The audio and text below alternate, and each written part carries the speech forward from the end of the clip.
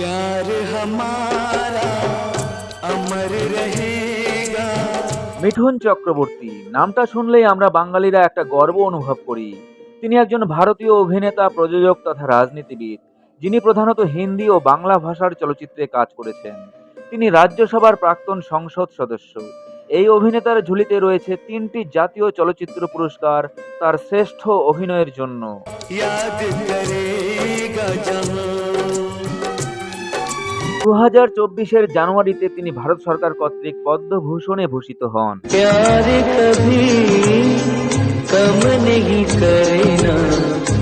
মিঠুন চক্রবর্তীর জন্ম ১৯৫০ সালের ১৬ জুন বাংলাদেশের বরিশালে বাঙালি এক হিন্দু পরিবারে।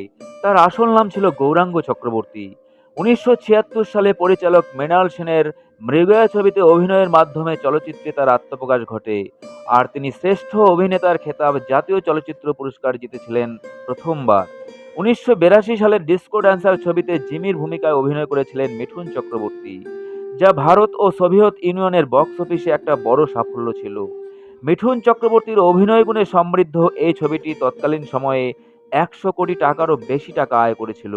আর এই ডিস্কো ড্যান্সার ছবি দিয়ে গোটা বলিউডকে তাক লাগিয়ে দিয়েছিলেন মিঠুন চক্রবর্তী।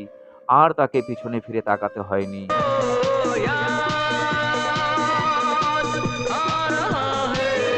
১৯৮২ সালের ডিস্কো ড্যান্সার ছবি দিয়ে মিঠুন চক্রবর্তী নিজেই তৈরি করেছিলেন বলিউড কাম ইন্ডিয়ান ফিল্মের ড্যান্স অ্যান্ড অ্যাকশন স্টাইল। নেচে উঠেছিল গলি থেকে রাজপথ। টিভিতে ডিস্কো ড্যান্সার দেখানোর দিন বন্ধ হয়ে গেছিল দেশের প্রতিটা স্কুলের পঠন পাঠন।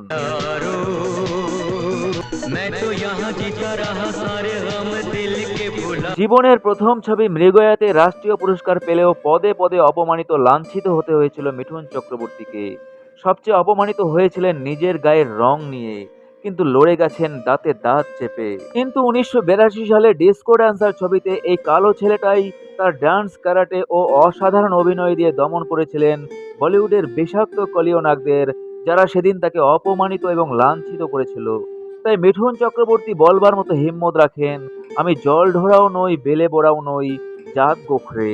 ১৯৮২ সালের ডিস্কো ড্যান্সার ছবি দিয়েই গোটা বলিউডকে তাক লাগিয়ে দিয়েছিলেন মিঠুন চক্রবর্তী। আর তাকে পিছনে ফিরে তাকাতে হয়নি।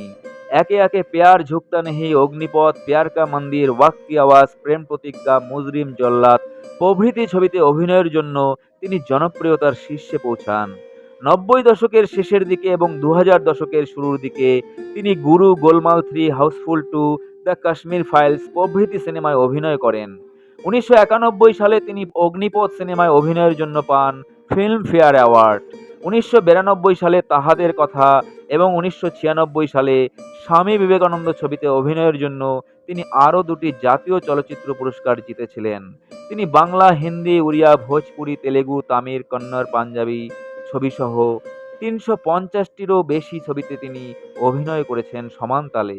১৯৯৫ সালে জল্লাদ ছবিতে অভিনয়ের জন্য তিনি আবারও জিতেছিলেন ফিল্মফেয়ার অ্যাওয়ার্ড। টলিউড থেকে বলিউডে পৌঁছাতে আমরা অনেক অভিনেতাকেই দেখেছি, কিন্তু এই বলিউডের মসনদ দখল করে তারপর দিনের পর দিন নিজের এই জনপ্রিয়তা ধরে রাখা কিন্তু সবার পক্ষে সম্ভব হয়নি।